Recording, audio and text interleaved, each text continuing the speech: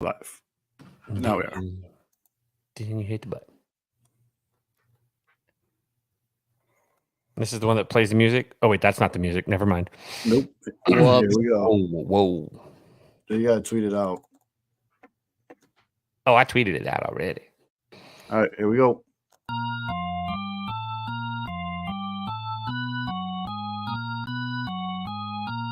Rebuild of the favorites. We here for the latest. South side or the north side. Not tuned to the greatest. Home team for the home teams. Both sides got our own rings. On the mound or the long ball. But we don't put the wrong strings. Yeah. It's that time of the year now. Wrigley or Gantes or the whole league that we hear now. New show with a new mood. Discussions and interviews. Straight rumors that might be. This is Pinwheels and Knife. What's going on, everybody? It is Thursday, February 29th, leap year, bitches. And you have found the Pinwheels and Ivy podcast. I am your host, Matt Zwaski, a.k.a. Southside Zoe, a.k.a. Father Zoe, a.k.a. just handsome. And with me, as always, the good Reverend K. Fizz. What's up, everybody? Vibes are good. You're going to hear the word vibe probably like a bunch of times. We're just not going to finish with Rator anywhere in this broadcast, most likely, but we will talk about vibes.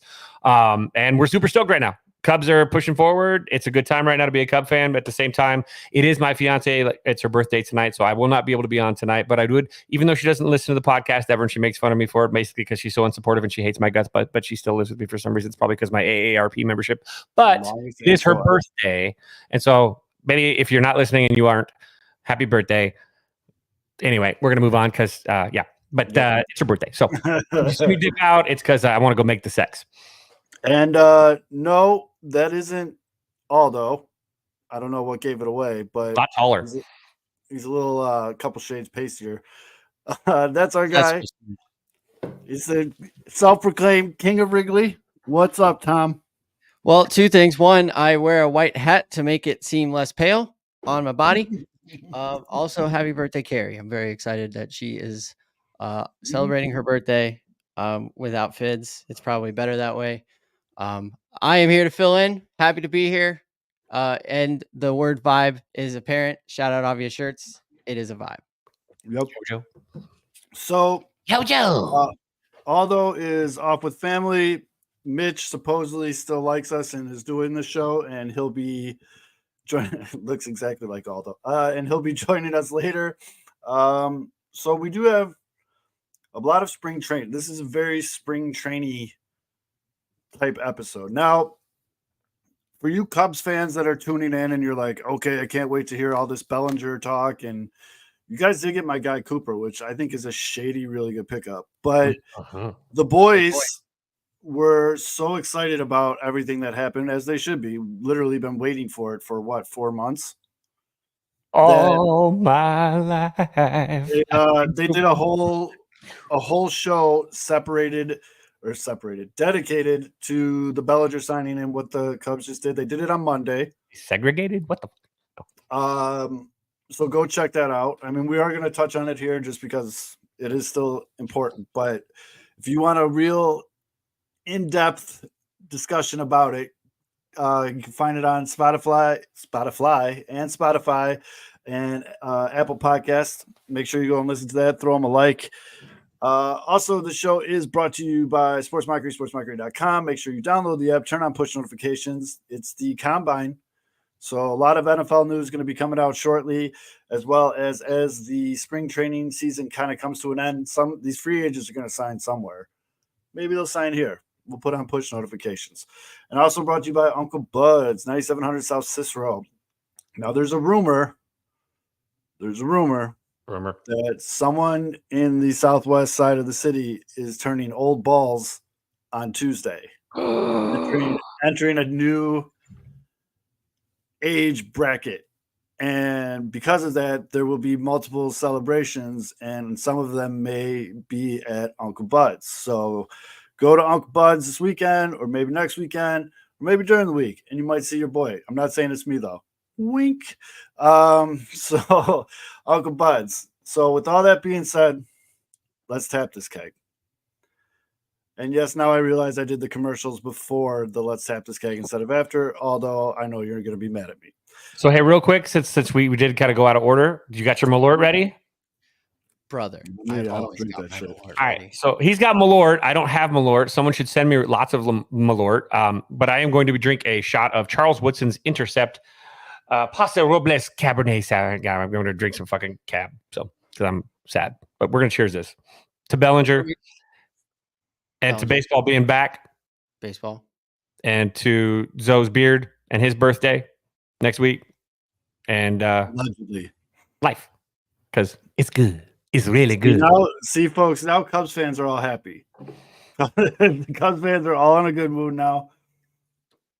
It's like walking on goddamn eggshells around these guys for a while, and now everybody's in a great mood, which is good. You know, I'm always happy to see my friends happy, so that's good. And you know, for those of you that don't know what we're referring to, the Cubs did the thing they were supposed to do for the last 4 months. They finally figured it out, and they signed Cody Bellinger. What was it, 3 years, 80 mil?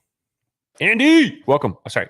Yeah, it's a 3-year 80. It's a first year 30 million with an opt out, second year 30 million with an opt out, and then third year 20 million, and then into the abyss of whatever the hell happens at that point. But yep, it's a really interesting player friendly contract, but also still something that allows the Cubs organization to look at it and say it's a pretty good deal for them as well. So it's actually one of those win-win situations. I was gonna say, I think this is one of those rare deals where I look at it and I'm like, this is good for both sides. Yeah, it's awesome. It's awesome that they got the deal done. We knew it was gonna happen. We just didn't super know when it was gonna happen. The options were, I'm surprised that that Cody got an option after the first year. That kind of surprised me. I kind of figured we were going to be in the 3-year, 4-year range, and I thought he would get an option after the second year. But the first year, that's got Boris written all over it that he got that in. Mm-hmm. And you know, I hope that Cody goes off this year and kind of wants more than 30 million next year. Then flag on the play. Strangely enough, oops. Oh no. We got a comment here that says, genuine question for this panel, since I know you all are Cubs fans. Oh, but you still have a question for that is a hell of a Pirates hat, though, I must say. That's a great Pirates hat. It is added to the drawer. Oh, I'm sorry, I didn't even see this. Drew, great hat game tonight, hat gents. Let's have a great show. Happy birthday, future Mrs. Fitz. Thank you very much. Drew. Very nice, Drew. Yep. So hey, you know what was really cool is when that podcast from that one podcast people they broke the Cody Bellinger story. That was pretty cool. I know people are going to question it or whatever, but I have time-stamped messages from Fids telling us that the deal was done at least a couple hours before the big boys all tweeted it out. But so you might be thinking to yourself, let's talk about this. You might be thinking to yourself, oh, okay, so he knew it. Why didn't he tweet it out? Isn't that kind of what you guys do? No, Fids was being fucking responsible because any asshole can get a tip. Okay, I get a DM. My DM gets filled out since we've been doing the show for so long with bullshit and rumors and all this other stuff that if I just tweeted it out, I would lose any of the very little credibility I have with this type of shit. Fids gets this stuff right a lot, but sometimes he gets led astray too, or he misreads things like he did the other day when he got the eyeballs. But so what he was doing was waiting for a second person to confirm, which you should do. Unfortunately, that second person didn't really get back until the big boys kind of leaked it all out. But I mean, I was also at a music festival too, so I wasn't like, well, yeah, that too. But I sent out text and I just kind of went back to the birdies were birdieing. Put it that way. The birdies came through. These boys were all celebrating way before any of the big boys tweeted it out. Got a tip in the chat from the very handsome Sham. I got a hot tip. Opening day is March 28th. Thanks. Hang on, let me write that down. Yeah. Got it. Like anything, we got to get a second source. And then our good friend Nathan. Nathan, you're always so extremely generous, and we really appreciate Nathan. Shout out, Nathan. Super chat us $10. Cubs fans being happy, grumble. If it's Fids. I will say Fids. Yeah, so Fids messaged us late Saturday night. Not even late. It was probably like 9:00 Central Time. It was 8:30. It was 8:30 Arizona time, Mountain time. Yeah, so it was about 9:30 Chicago time. And he asked me, have you written anything about Cody yet? And I said, no, not yet. And he said, start typing. I was like, oh boy. So I was out with my wife and a couple friends, and I did tell her. I was like, it's happening, we're here. So we got home, and I wrote something, and then I did the thing where I thought there was no way the Cubs were going to announce it on Sunday, so it was probably going to be Monday. So I went to bed, and then it breaks like 20 minutes after I fall asleep. The phone was long on the floor. It was not a great idea. And then I woke up at about 6:37, and I saw just my phone just brrr. I was like, oh no. So I ran to the computer. Shout out Aldo. He got something out right away. He's a better night owl than me. But lesson learned at the trade deadline from, I'd say, July 28th, probably to August 1st. I just am not going to go to sleep. I don't want to miss anything. And just have a form thing ready. And this is the funny part. You pulled a Dansby Swanson. Dansby Swanson today, after the press conference, they interviewed Dansby, and Dansby said he went to a kids party with Cody Bellinger Saturday after the game. And after, they said they talked about life and whatever. They were busting each other's chops, but nothing about him. There's still no signing. Still no signing talk. And then he said he went home and did what you did. He went to bed early. So again, we're thinking he's in Arizona. So it's 8:30 p.m. He probably went to, Dansby probably went to bed at like 8:30. Because he said that, again, after he went to bed, that's when Cody tried to FaceTime him that he had agreed to the deal. Yeah. So we actually have if you want to put up the Pepe Sylvia chart, we have a timeline of when everything started to happen. And I look, we love the story. We love Lisa. We're not going to not bag on Lisa, but I really can't wait for St. Patrick's Day to have a green shirt with a shamrock on it that says #Lisa was lucky, because she was right. Right. Yeah, she was right. Was she actually reporting correctly? And she hit a bullseye with her eyes closed, basically. But shout out Lisa. That was awesome. Awesome. Really, she should get opening day tickets. Right behind home plate. Lisa was right. 1,000%. And basically, the moral of my story is for any of my family and friends that are watching this right now, don't text me in the middle of the night if you're dying, because I can't help you. I'm going to be asleep. Yeah, he's going to sleep right. He's going to power through that. Now, it's such a difference between you and me, by the way, because I was in that damn hotel room there in Tempe and vibing. I couldn't fall asleep till 3 in the freaking morning because every beep, beep, beep. I forgot to take my watch off. I didn't put it in sleep mode. And so every time there was a push notice on Twitter, which there was a bunch of bangers that were, a lot of likes and a lot of comments and whatever, I just was wide awake. So I woke up the next morning just tired. Well, what are you going to do? The other signing, though, it's rightfully overshadowed. I understand why it's overshadowed by the Bellinger talk, but I really like this. So this guy has always been how if you watch enough baseball, you get guys, oh, that's one of my guys. You root generally, yes. Usually people sign guys. Yeah. Mm-hmm. Well, you know what I'm talking about, though. Guys and dolls. Yeah. And you're just oh, that's one of my guys. Or if you play MLB The Show, he always ends up on your franchise or something you have a guy. Garrett Cooper is one of my guys. He's just 1,000%. Always on the franchise. And Dark Sage 9117, I will get to your question. I guarantee I will, because you're writing paragraphs in the chat, and I promise we'll get to that. But so the Cubs signed Garrett Cooper, and what you're getting is a career 4.2 WAR guy. It says first baseman and right fielder. The right fielder days are he's gone. He does have some pop, though. I think it's a solid signing. I know you guys have been talking about your corner infield a lot this offseason, and he's a tenured major league first baseman. You guys got a solid first baseman. You know what I mean? Yeah. I don't want to revisit it all of what we said on Monday night, because I want you guys to go watch the video that we put out Monday night. It was a great video. It was me, Aldo, Fids. We were just talking Cubs the whole time. We got into some other stuff too, so check that out. Mm-hmm. But basically, Garrett Cooper, the way I explained it was, when you're playing fantasy sports and sometimes you see a guy in the free agents where you're you don't want somebody else to have this guy. I feel like that's what our Garrett Cooper signing was basically, hey, I don't want somebody else to have him. And Craig Counsell is going to do something incredible with this guy. because that's Yes. just what he does. He goes and gets guys from these that nobody else can figure out. And then he does it. Not to say that the Marlins didn't figure him out, because even when he was playing right field, he was great. An He's a all-star. great first baseman. He's an all-star. Yeah, absolutely. So 1 year removed. That's all. he's going to be great off shit. the bench. He could be a DH. He can fill in at first. Like, it's going to be so many good things are coming with Garrett Cooper on the roster. It was a minor league contract, but I'm willing to say he's probably going to make the major league roster. It just makes all the sense in the world. And this is a total Craig Counsell move, 1,000% a Craig Counsell move. And here's why it's good for the Cubs. First off, you know, Zoe, you know my feelings about Patrick Wisdom and the inconsistency, and how a quality lineup cannot have a guy that's that inconsistent out there every day in that situation. But he did mash lefties until this past season, where he was 100+ points down in OPS against lefties. He actually hit righties better, which is not great either.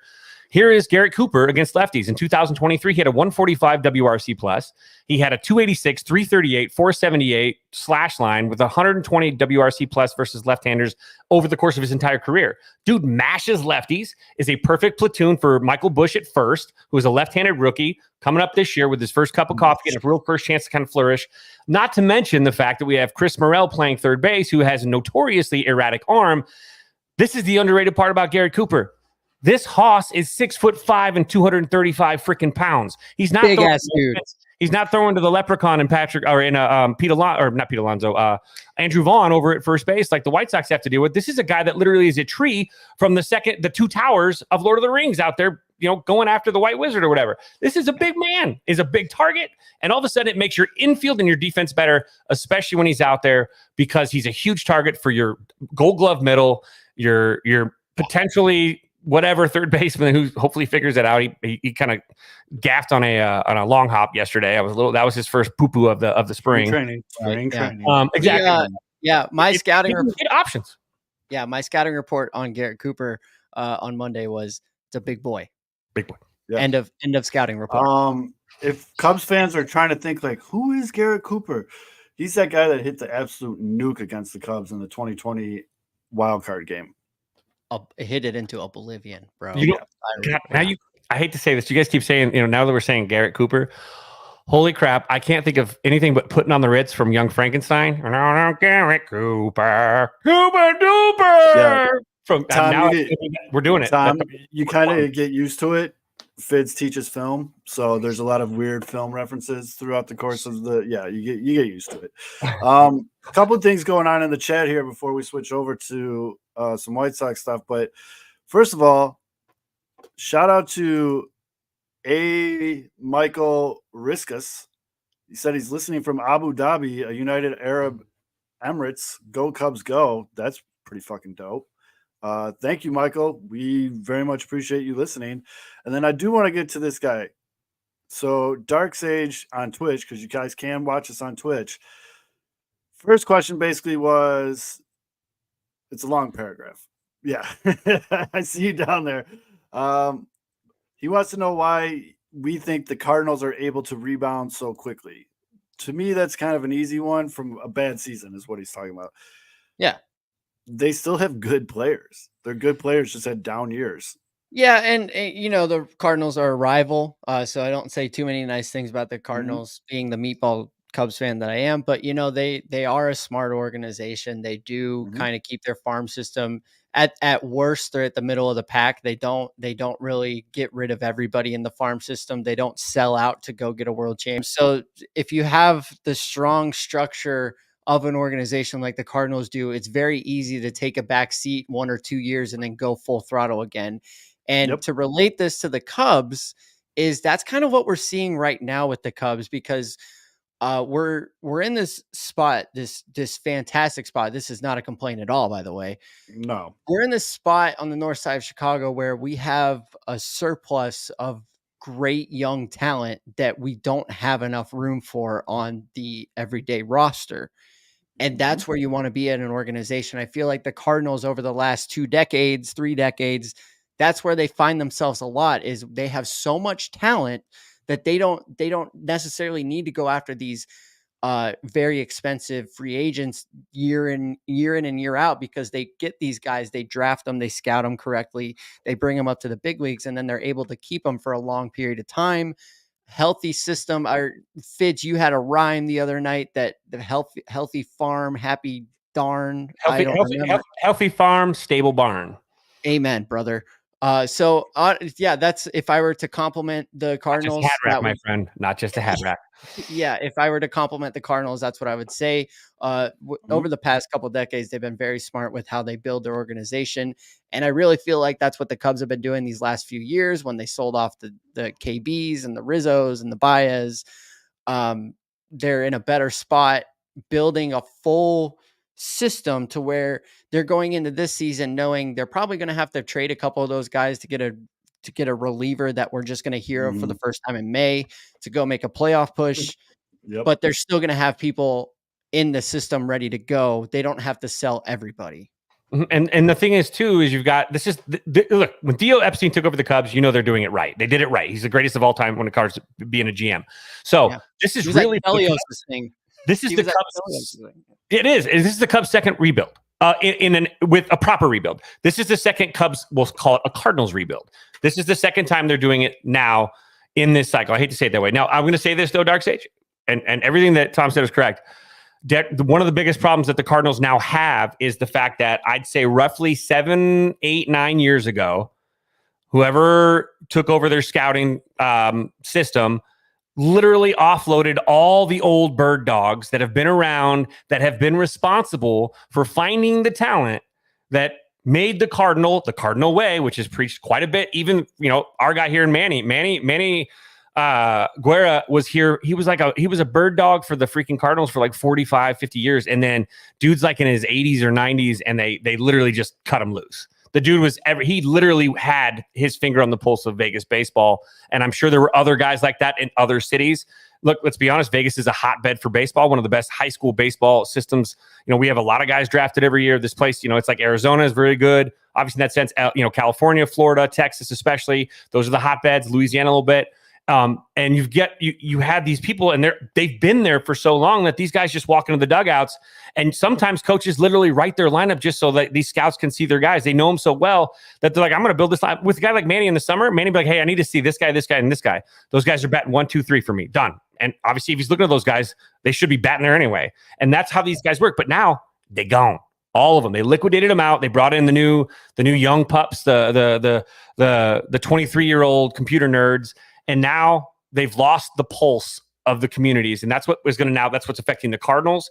And this is why some organizations, if you fail to embrace the old school to go with the new school, tend to screw it up. And I think that in a weird way, that's what happened with Theo too.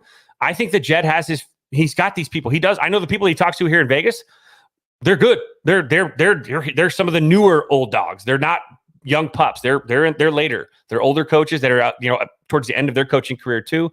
And they're talking to them. And so when you have your finger on the pulse of communities, you're going to find the guys that you should be pulling and drafted, because sometimes you might get a kid that everyone, look at those stats. Dude hit 600. He should be drafted. No, stay away. Dude can't hit a fastball. Can't hit nothing soft away, blah, blah, blah. And all of a sudden they're like, okay. And you've got those guys, and they develop them too, because they become a community stable. It's just it was the Cardinals here. The Las Vegas Cardinals was their team name. Literally, that's where all our best prospects played every single fall. Yeah, it's just so important. It's just so important to go to these hotbeds and know where this talent is, and where you're going to be able to draft these guys to bring them up. Like you said, that's a hotbed. Like Bryce Harper, Vegas guy, Chris Bryant, Vegas guy. Like all these guys coming from the West Coast. Jason Shreve, Tommy Pham, Joey Gallo. We just go down the list. We could go all night, right? We could go all night. Paul Sewald. Yeah. So just as important is, like, when you go get a manager like Craig Counsell, it's just as important to keep these scouts so good and so in tune with what's going on in baseball, and also the direction of where the game is going, because we've seen over the last decade or so that we're going away from pitchers pitching 7, 8 innings into a start. Now we're going 4, 5, 6 innings and then relying on the bullpen. That's a complete change from what we saw in the 90s into the 2000s. I grew up in Atlanta, so I remember going to weekend series where it was Maddox, Glavine, Smoltz back to back to back, and each one of them was going to give you 8 innings. Like, that doesn't happen anymore, right? So these scouts know what they're looking for. They know how the game is developing. They're incorporating the new rules. And there's just some stud baseball players on the West Coast. Like that's just how it is. California, my God. I was gonna say, talking My about hotbeds, it's got to Jeez. be Cali's got to be number one, Vegas number Cali, two. Texas, Florida. Those three are the top I was three. gonna say Texas, Put and Arizona then fourth. I would say I'd put Vegas in that Florida. top 5 or 6, but those three are Yeah. the. But And, No, and and it- 1060 West Addison.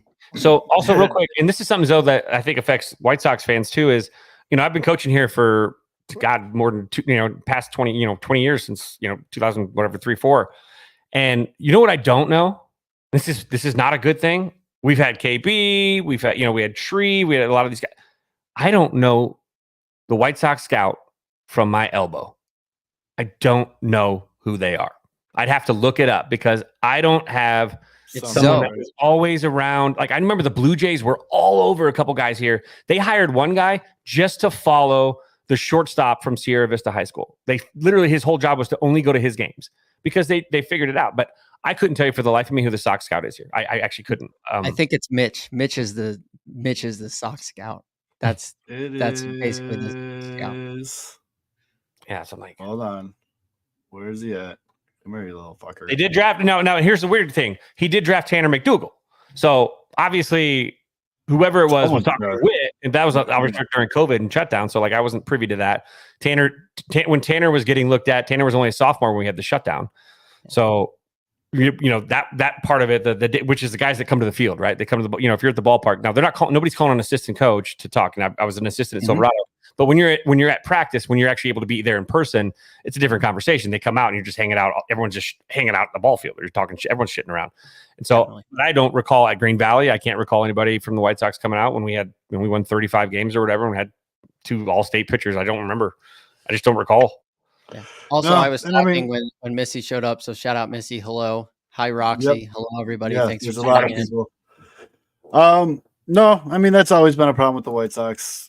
Supposedly this new regime bringing in the guy from the Diamondbacks who put that all together is supposed to be getting in there and cleaning that up. And I guess part of that too goes to your whole, you got to adapt and with technology and things like that. And I feel like Getz and his hiring tree is going to take the White Sox there, but it's not going to happen overnight. Like you got to give them a season, man. I know everybody wants to jump down the White Sox throat right now, and you should. And I don't know if you two listen to it, but some of the White Sox fans here did. Our boy, good friend of the show, B-Flow from the 108, had a really, really great conversation with Steven Nelson now he's the Dodgers guy. He used to be on MLB Network, but he's a Chicago White Sox fan too. And one of the things that I thought was particularly interesting in that conversation, because it's something that we've talked about a lot on this show, is how you really can't blame a White Sox fan on how they want to be a fan right now.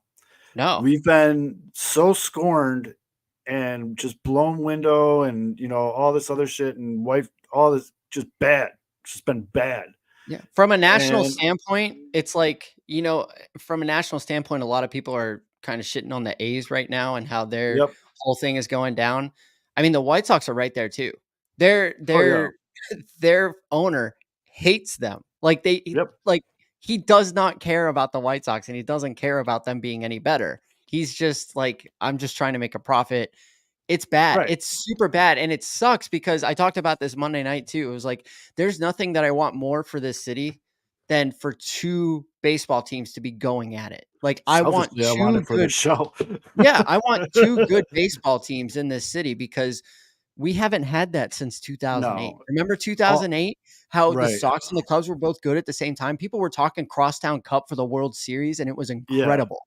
We And haven't now no had one gives a that. shit because Yeah, it's so nobody cares. lopsided. But Yeah, so in this conversation that Beef had with Steven, and they're talking like, because Steven, I guess, hasn't been on Twitter in a while, he said, and he's like, so how's White Sox fans? And Beef's like, it's bad. Like people are pissed off. It's whatever. And then, but where it got interesting, and Fids, I know you'll vouch that I've always said this, though, he reiterates that you shouldn't really tell, especially a White Sox fan right now, how to be a fan. Because yes, you have every right to be angry, every right to be pissed off at this team. I mean, you're still going to come back, but whatever.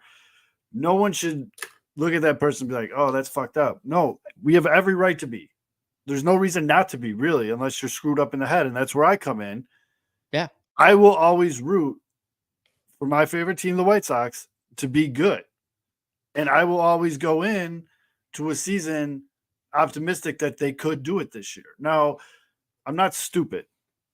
You know what I mean? I know the stats. I know who's on this roster. I know what's going on. I've talked about it on the show at length too, where it's going to need to be like a Disney movie, like a ragtag bunch of fucking misfits come together and it's a team to win the AL Central, which, you know, it is. It is what it is. But at the same point as you can't look at a fan right now and be like, oh, I can't believe how mad you are at the team. I almost get made fun of more for being optimistic about this team. Like, Yeah, are you fucking serious? Like, do you watch baseball? Bro, I've watched more baseball than I can even want to give credit for. And just basically fuck off, dude. Like, let me root for my team. The thing is, too, it's like it's not like you're alone in this, because Sox fans can do whatever you want, but how you are Right. with the Sox, it's like that's familiar territory because I'm a Bears fan. It's the exact same thing, right? It's an ownership group that's so just moved away from the team and the fan base. They just don't care. And that's the exact same thing. So I like, this isn't condescending at all, but I feel terrible for you because you have to do it twice. I just have to do it with the Bears and the Bulls. Like, that's it.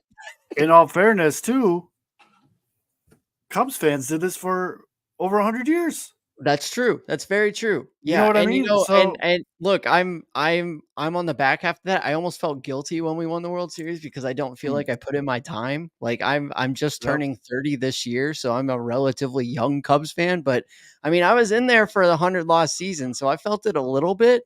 Yeah. But I would love it for what the Cubs have gone through in the last 20 years. It would make me happy to have that on the South side too. Like, have two competitive teams that care about their team. So I want the rivalry. I want like a Yankees Mets. I want that so bad for the city. I think it's good for the city. It'd be fucking fantastic for this show. Selfishly. Oh, it would rock. It would rock. Yeah. But real quick, shout out to the homie Lil Yumper, super chat $10 for the Baby Zoe training fund. Yeah, we got a good shout set out, of Baby words. Zoe.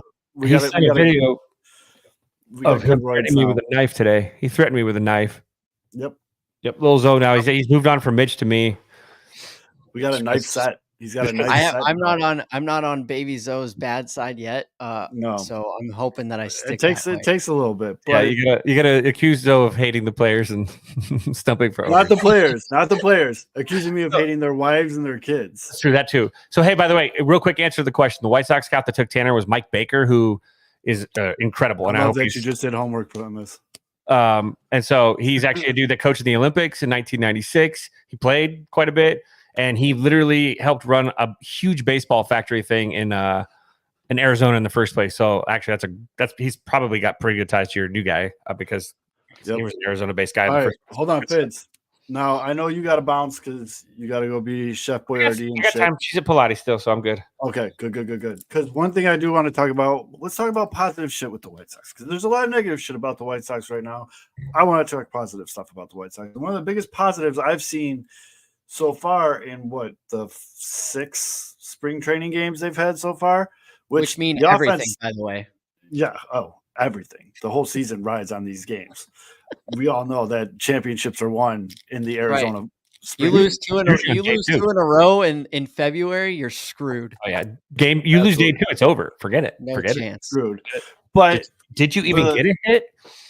The White Sox, the offense hasn't really produced, so it's tough to kind of see, positives. But there is a massive, glaring positive already coming out of this White Sox training camp. And it's the big baby. It's the Eloy Jimenez, man. Now, okay, before I get fucking 30 comments, until he runs into a wall and breaks his leg, whoa, and all the other shit I see on Twitter, dude looks like he got skinnier last season.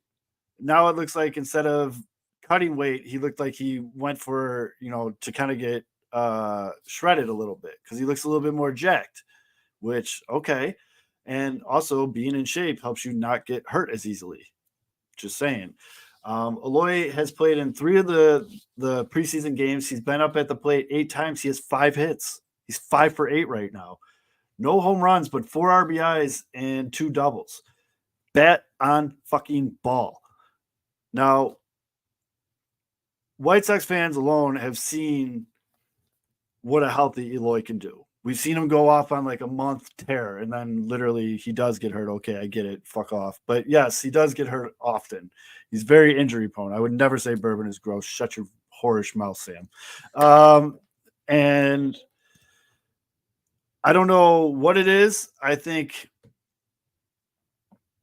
he's made a couple of adjustments. I think the shape that he's in, and maybe it is a new hitting coach. Maybe it is a new regime. Maybe it is a lot of things, because I know I brought up the new hitting coach last week, and all those like, will you guys keep having new hitting coaches? One of them's bound to fucking work. So maybe it's this one, because it's the first one hired by the new regime. Yeah. So there's a lot going on with Eloy right now. So much so, though, but Fitz, this is what I wanted to get your take on, because I know you've seen enough Eloy swings in the past. So let me share this out. Thanks, Cubs. Thanks, Cubs. Oh God, he's in Detroit. Yeah. Makes me sad. You know what? I wasn't like that. I don't know if you heard any sounds. I was actually looking at these at bats already while you guys were. Yep. So here's an at bat against the Dodgers. So right now you got a 2-2 count, which again he's getting deeper into counts. Is one thing I noticed too. Which between him and Moncada, if they can start working counts, good Lord.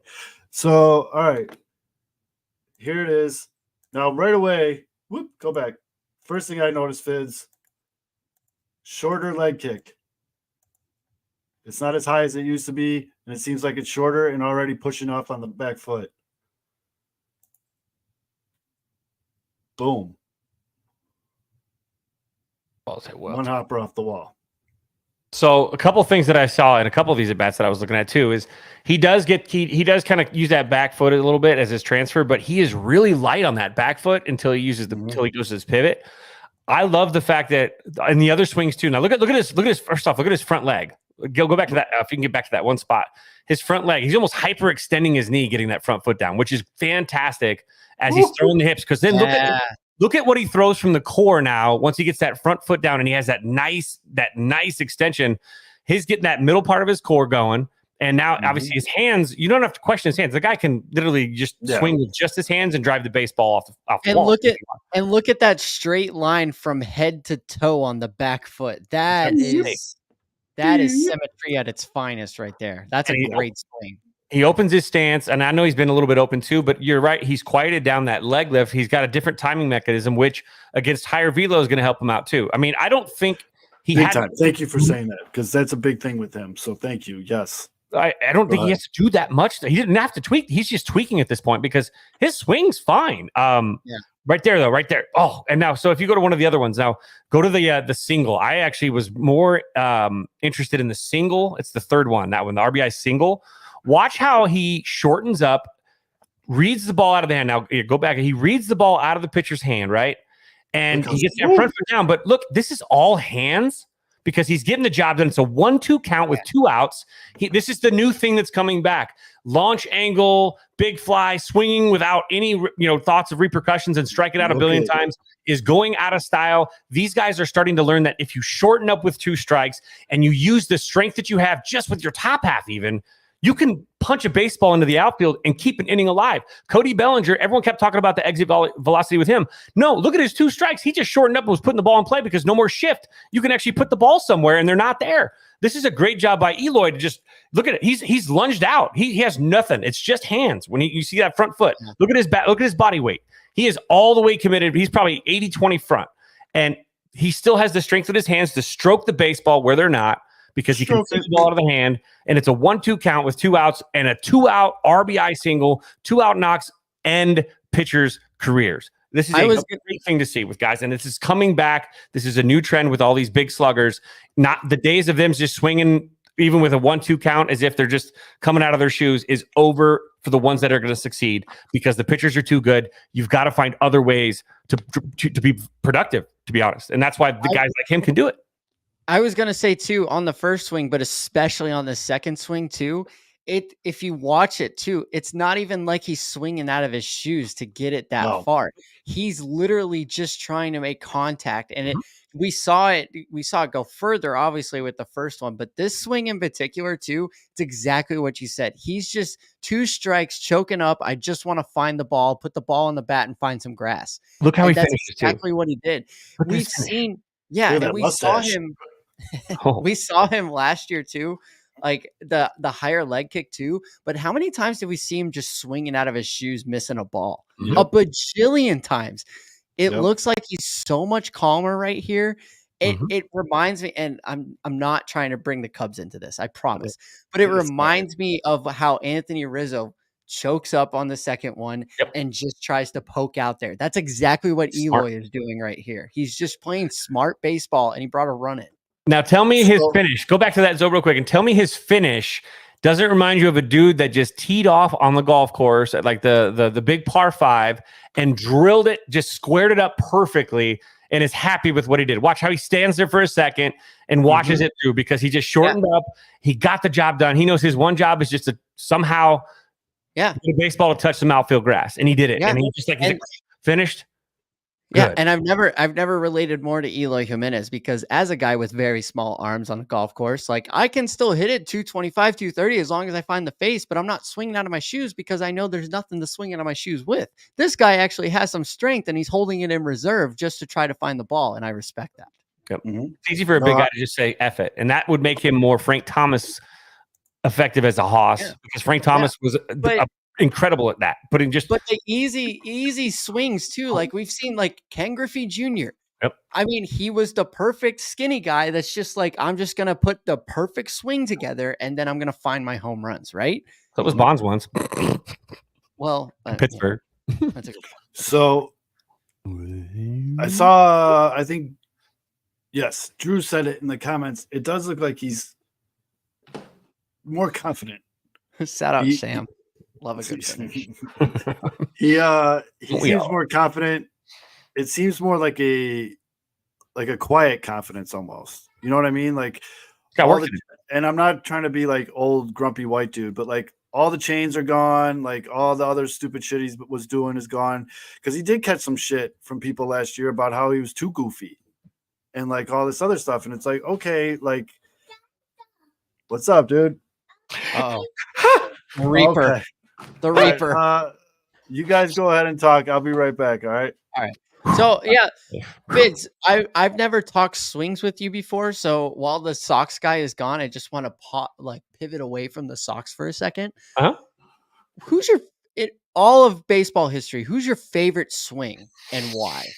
And Ken I'll Griffey answer Jr. this. That's as well. easy. It'll always be Ken Griffey Jr. And it'll always be a lefty because lefties just look better doing it every time. But Yeah. I'd say Griffey's like the easiest thing to say. But Tony Gwynn was my, obviously an all time for me. God, I can tell you stories about being out at San Diego State because he was so he was approachable when he was the head coach out there. He was so approachable. Like you could go out there on a Tuesday, on a 2 p.m. on a Tuesday in the middle of summer, and he's out there dragging the infield. You know why? Because he just loved dragging. It was like his bliss. Right, dragging yeah. the infield. You pop in there and he'd say, "Hi, hey, know what's going on?" He had that little accent, really. And I've known, so that guy has obviously been. He's like the standard for at least a lot of generations since Ted Williams.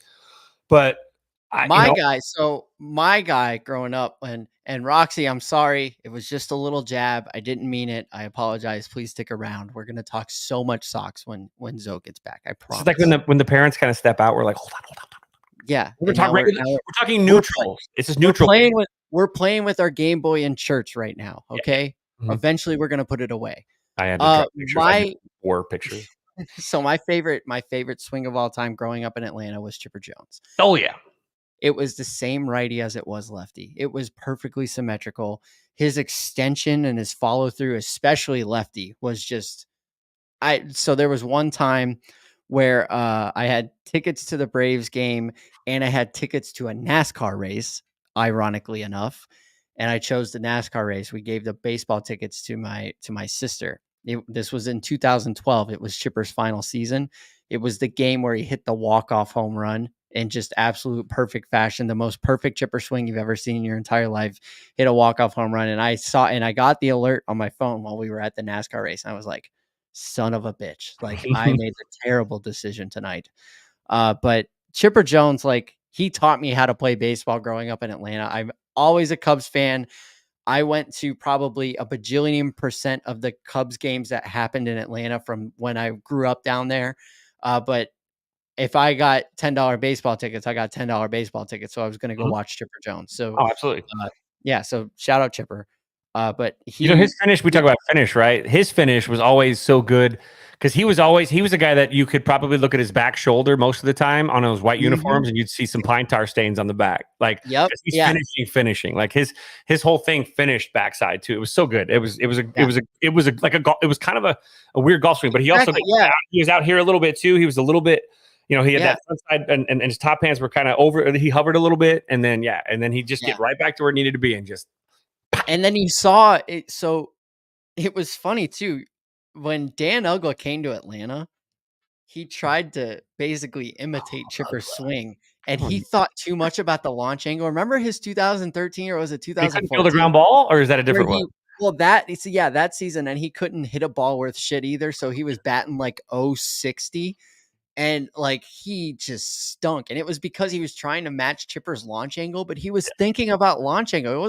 He wasn't thinking about bat to ball, Mm-hmm.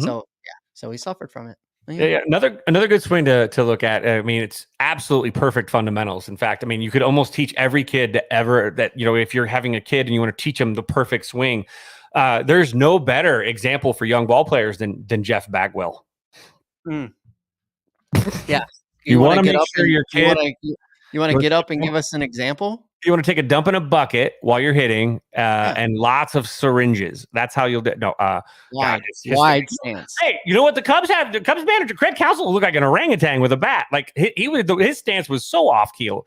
His was like, I'm like, whoa, wait. He's saying, hey, it's a Tuscan Raider. Everyone be careful. Like, whoa. I felt like every time I went to a ball game when I was a kid, if it was either Craig Counsell or Sean Green who was there, they were going at least 4 for 5. Like they were going to dominate whatever pitcher they had. So Sean Green had good swing too. Again, it's always lefties.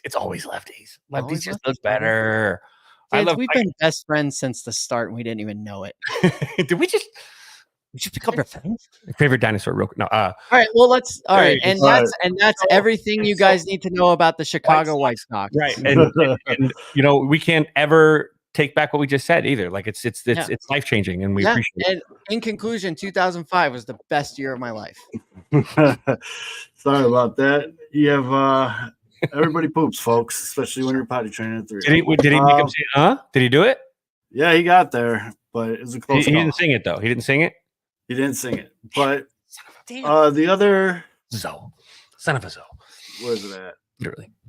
There it is. If you're listening, you're wondering why, because Little Zoe was literally actually singing "Make Him Say" while pooping. Yeah, that's how I got him to work on the toilet. The grunt. So, yep. I didn't know what to do, and I was just like, I've been modeling it. Just go, na na na na. So now he does it all the time. I copied Little Zoe the other day, and it was 5:30 in the morning, and my fiance was asleep, and I copied it, and I got in trouble for that one. He's gonna do that in college too. It's gonna be his party trick in the dorm. His teachers at daycare already told me that he does it at school too. Amazing. They said they were the one was like, I was dying. I didn't know that's what he was saying. She's like, I was dying laughing, and then I realized what he said, and I was like, yeah, you're right, Ian. My mom was a parapro for kindergarten, and she came home with the best stories for kids. Like they talk all about their parents. They talk all about anything going on in the house. Great stuff. I can imagine. And you're right, Ian, in the comments. To be honest with you, we did just talk about all of the White Sox offense so far in the spring training. The other player that White Sox fans are getting a little excited about, which I've been saying for a while now, it's contract season, Moncada. I mean, he's not doing as well as Eloy. He's 3 for 7 with only 1 strikeout, though, and a lot of base hits, which is fine. 1 double, which is fine. It's good to see those two going. Now, can you go strictly off of spring training results to transfer into no, but why not take away some positive things? Like, they look okay. You know, Hey. the kids are going to be all right. Garrett, we Speaking didn't even of a talk about dumper, this. am I We right? didn't even talk about this. Garrett Crochet pitched an inning and a half. What, an inning? What is it? That's where I was going to next. It says, what is it? Oh, what is 1.5 scoreless innings? What does that mean? There's no such thing. Who is this? Sun Times? Clean it up. Who is this? Pitch 1.2 inning pitch with 2 hits. Oh, it's a and typo. 2 I got strikeouts. 1/2. I'm like, Well, the one strikeout turns Show me. into like 8. Yeah, it counts as 8 because some people say it was on 3 pitches. Those watching knew it was 4. None. It's still impressive nonetheless. You got Shohei Ohtani looking. However, Shohei Ohtani did show up later in the game and accidentally hit a home run pop up. Yeah, and I mean, the biggest thing to take from the Garrett Crochet start, I know he said publicly a couple times now that his goal is to be a starter with this team. Obviously, coming back from Tommy John, and then he got hurt again when he came back. White Sox brass, if you will, kind of sound a little bit more like, whoa, hold on, we'll slow down there, Chief. We'll see how it goes. But I he mean, came why up not against- stretch him out? Why not Right. stretch him out into a starter? there's no real rush. The White Sox bullpen is pretty much cheeks right now anyway, so they need him in the bullpen. And it was good to see, to see him go against the big 3 in LA. He went up against Mookie, Shohei, and Freddie and sat him down in order. And the big one was Ohtani's first at bat in a Dodgers uniform. And I think Garrett was a little amped up. He was hitting trip digits. I mean, he could try to play it cool or whatever, but like, He was letting it's it fly a Ohtani. little bit. It's for sure. Ohtani. You're on MLB Network. It's like a featured at bat. People were getting push notifications on their phones about this at bat. Like, it was a big deal. And Garrett reached back a little bit. Yeah, he hit trip digits.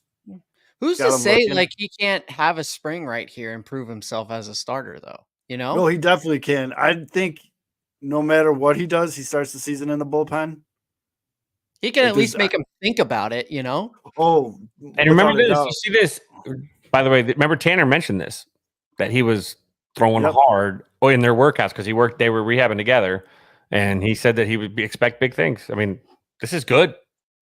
We talked Yeah. about this too a little bit already, but with the also adding to this a little bit, I don't know if you guys saw the report from Fox MLB that MLB is wanting to go from 13 pitchers to 12 pitchers Yeah. on the active roster.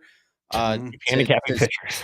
Right. Yeah, Yep. they're handicapping pitchers, but also, so we've seen a shift in the last decade or so of pitchers really not being able to stay in games as long as they used to be able to. Like, we're not seeing the Maddixes of like 80, 90 pitches or Right. even complete game shutouts anymore, right? Those days are gone, dude. They are gone. And I've had this conversation many times, and I wanted to hear what you guys had to think about it too.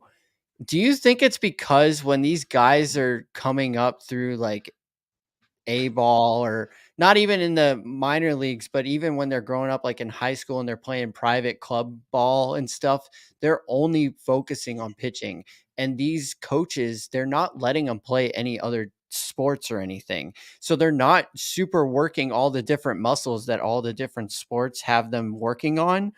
They're just so zoned in on baseball. Do you think that's hindering, especially Fids? Do you think this is hindering them being Yeah. able to have the stamina to make it through a game as long as they used to? So I actually think it's a misconception. The high school coaches want you to not specialize.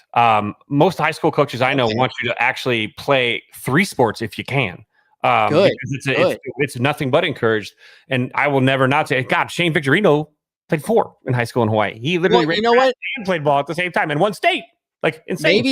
Maybe this is the difference too of why baseball is so good on the West Coast, because obviously I grew up down in Georgia, in Atlanta, in the Atlanta area, and all the coaches were telling the guys, no, you're on one sport, you're focused on one sport, and they're making them play club ball and only staying to one position. So maybe that's why baseball players are so much better on the West Coast, because they're actually making them play different sports. Man, it's incredible. Now, look, guys like, Chris Bryant, guys that like Bryce Harper, those dudes don't need to play another sport. No, When if you know, they're yeah, there, right? But everybody else does. Like, I mean, God, we had a catcher that was one of the best running backs. Tomo. Don't talk about Tomo Delp. Okay, this is actually KB's brother-in-law. Tomo Delp was he could play anything he wanted to in the fall. He chose to play basketball and baseball, though. He did not play football just because of his knee.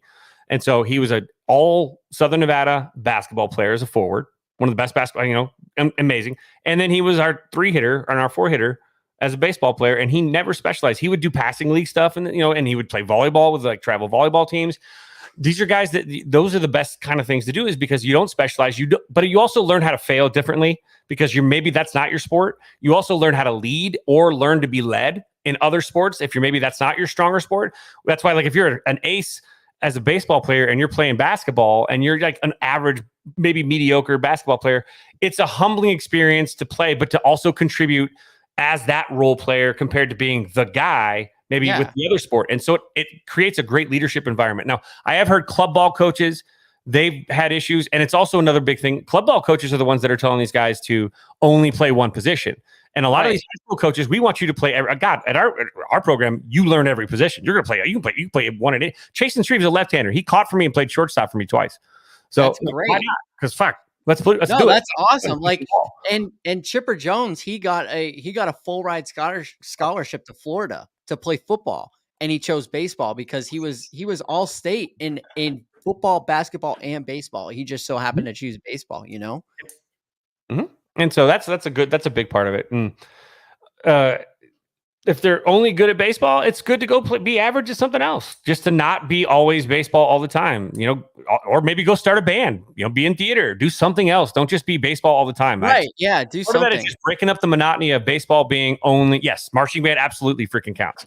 Absolutely. And it's also something that actually follows real true like procedure and regiment and proper form and straight lines. To be honest, that helps a lot. That's going to help them taking good angles, especially if it's baseball. So yes, marching band absolutely does count.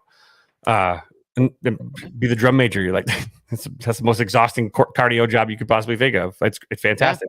Yeah. Real quick. Shout out Chuck. Just had nothing to say. Just wanted a super chat. We appreciate What's up, Chuck? Thank you very much for that, Chuck. And no, I think more and more kids, and the big thing that you keep circling back to, and it's almost perfect timing, by the way. Yeah, the big thing to keep circling back to though is it's the club ball and travel teams, the pay for play guys, and I think that's where things get a little screwed up. So Mitch has joined us from his isolation chamber. I'm so ready. Did she put the lotion in the basket? Tom has been waiting since we started the show to put that number 8 hat on. Oh, we've been wearing it. I'll Venmo you $10 right now if you can tell me who this is. Is that Keselowski? No, it's not. No, is that Andre Dawson? Number 6. So you're close. Andre Dawson, you are correct. That Joey Joey Slogano. Bids, it's the last name of one of the prospects the Cubs traded for in the offseason. Bush? No. Bush. Yeah. Oh, it is. Oh, yeah. It's Kyle Busch. Shit. Yeah. Yep. Won a race this weekend. He won the truck series. What and beat a race. Oh, hold on. Mitch, how long are you here for? I got till 9:55, so I got a little bit of time. Oh, okay, let's so go. We don't have to dive right into NASCAR minute. Do we want to do the this guy looks like real quick? Because Carrie's getting close to getting home. Yeah. Oh, we don't have one. Shit. Who should we make fun of, chat? Who should we say this guy looks like? We'll do it. We'll start it next week. We'll put a tweet out. From now on, we're gonna tweet. You guys gotta give us the guy you want us to roast every week. We'll call it "This Guy Looks Like" is the name of the segment. We did it with PCA and his stupid blue hair last week, and we got a lot of positive feedback from it. So we're gonna start doing it going forward. We could do Brad Keselowski. I'm gonna be honest with you. I got a lot in the bag for that. You guys would have a lot of content for Brad. You can pick any photo of Brad. There'd be plenty of content. So that is for sure. That's the newest Pinwheels and Ivy segment. We'll start it next week. And we'll say we do the show on Wednesday. So I don't know. We'll say on Monday, I'll throw the tweet out, and then whoever gets the most likes and the replies, we'll go with that one. That works. And Fair. that way, that gives us a little time to see the picture, to know what we're going into. We're going to try to keep it as lighthearted as we possibly can, but All right. I love I it. make no promises when it comes to that. Oh no. Is that no. what's his face on the right there? This is literally like when you have dinner with your friend and he brings that other friend that you fucking hate, and you have to. Is this it? Are we going? Are we going? Yeah, we could do it on the boogeyman. Wait, can we pick all three? All three of them. We got all We can three. do all three. Like, in fact, that needs to be a Cody looked 3-person like tandem. the Christmas Eve. Cody Bellinger kind of looks like it's like the Christmas Eve service, but he drank too much at the family party, so he's trying to keep it together in the pew. Yeah, I Jed can see looks that. like Jed looks like when you're got your 4-year-old at the ball pit and you say it's time to go and they say 5 more minutes and that's the look you give them. Cody looks like that guy that accidentally ingested 50 milligrams, not 5 milligrams of weed, and is stuck sitting between his liberal and his conservative aunts or uncles, excuse me, at the Thanksgiving table. Scott Boris Boris looks like he's tired after doing a 24-hour mega sermon at a mega church asking for donations because Jesus told him it's the right thing to do. Boris looks like Zoe's son who just came in and said I have to poop. It Boris looks like doesn't he's look like he's holding a fart. pre-poop. Yes. Boris looks like mom when she finds out that you found the extra nudies under the bed, whereas Jed looks like the dad going, "Those are mine. Where did you?" Boris looks like he went to the tailor and he said, "What size am I?" And the guy said large. He goes, "All right, give me a medium, fam." All right, Cody looks like that you just farted in the room with your girl, but it was a silent but deadly, and she hasn't found yet, and you're waiting for her to find out. And Scott Boris looks like he's someone that sharted in the room and doesn't want anybody to know. Jed just looks like he got cut off from a trust fund. Jed just looks like he found out his wife was cheating on him. Oh, he does look very upset. He looks a little bit Zobrist. I can't get over. Boris looks like he's pushing out the evil spirit out of his ass. Boris looks like he regretted those 2 extra burrito tacos last night. He should have just had water. Boris looks like he went to Carlos Boozer's barber and he's about to spray on some more hair. That's a deep Chicago cut. Jed looks like when he was under Theo and Theo told him everything to do, and he just had to sit there at press conferences with a microphone in front of his face and not say anything. Jed looks like the hall monitor that the student walked by and said, "Fuck you, I'm not tardy," before he knows he's calling home. From Bologna, Boris looks like when your aunts crash the garage drinking and tells everyone to go inside. I was gonna say Boris looks like your 56-year-old aunt that doesn't care that everyone drinks at the house as long as nobody drives. Cody Bellinger looks like when it's nap time when you're 6 and in kindergarten and the teacher walks by and you get a little upskirt. Cody Bellinger looks like that guy that just signed a 3-year, $80 million contract, and he's happy with the fact that he has opt-outs if he does rake, because then he'll opt out and make $40 million. Scott Boris looks like he has 3 more clients that need to be signed, and he doesn't have time for this goddamn press conference. Jed Hoyer looks like a guy that really needs to make a trade with a couple prospects of the Indians for Bieber. Scott Boris looks like that polo is choking him because he has the top button buttoned. He looks like he should be wearing an ascot, though. Scott Boris looks like he just got kicked out of a Cholo gang. Look at the 3 styles. You got like polo, right, and like cut. You got Cody Bellinger, who's got dad bod and the hoodie, and then you got like Scott Boris, who was wearing like something that probably was worn by Timothy Chalamet last night on the red carpet for Dune. Jed Hoyer looks like he worked out today, but his girl hasn't noticed yet, so he's trying to bulk up a little bit to prove it to her. From Bologna again. Jed looks like Anderson Cooper when Andy Cohen makes him take a shot on the receiver. Jed Hoyer looks like he's at a hardcore show and the opener is on. Cody Bellinger looks like he's about to sing "Little Miss Can't Be Wrong." Scott Boris looks like he just sat on. Scott Boris just looks like he sat on a dildo. Bellinger looks like a little kid that just found his dong. Like, look where his hand's at. It looks like he's pinging that thing like a doorstop. Jed Hoyer looks like Zoe when he bet on the wrong driver on Sunday when the NASCAR race. Perfect segue. And that was he looks like. Now take it down because we got to talk about that. Let me take it down. All right. And that was he looks like. So remember, ladies and gentlemen, tweet us at Pinwheels Ivy Pod. He looks like. We'll do that. I thoroughly enjoyed that segment. That was a good time. That was a very spontaneous one. So I think we did pretty good for spontaneous. And while we were doing that, Missy Big Money Carroll super chat us $5, a real super chat this week. Get yous a nice dinner. You kids keep me young. Yeah. So Mitch, before I start yelling at you for wasting my kids' college fund, one of the things that we were talking about was trying to stay positive, talking about the positives in White Sox camp right now, because I feel like it's a low-hanging fruit right now just to say the White Sox suck and I hate this team, but I'm still going to go to 50 games and blah. You know what I mean? Like it's just tiresome. So I'm trying to be the other side of the coin and be positive. We talked about Eloy and how he looks a little bit more confident. We looked at his swing. It looks like he's quieted that leg kick down in front, and he's also opening his body up way quicker. And so happy about that. What's something positive? And just so you know, we did talk about Moncada and Crochet as well, but is there anything we missed? The vibes are good apparently in camp, but that was very interesting. The fucking vibes. Yeah, Ken Rosenthal, he's going around to all of his camps and he was talking about the White Sox camp. And what stood out about that, he's like, when I was leaving, like I had to like remind myself of whose camp I was in. He's like, all right, these are the White Sox, not supposed to be good. But I guess the vibes he was getting from everyone, like they're fairly confident, which that has me encouraged. They're playing fast this year. That maybe they'll rehab fast too. So that's got me encouraged. The defense up the middle gonna be a lot better in theory.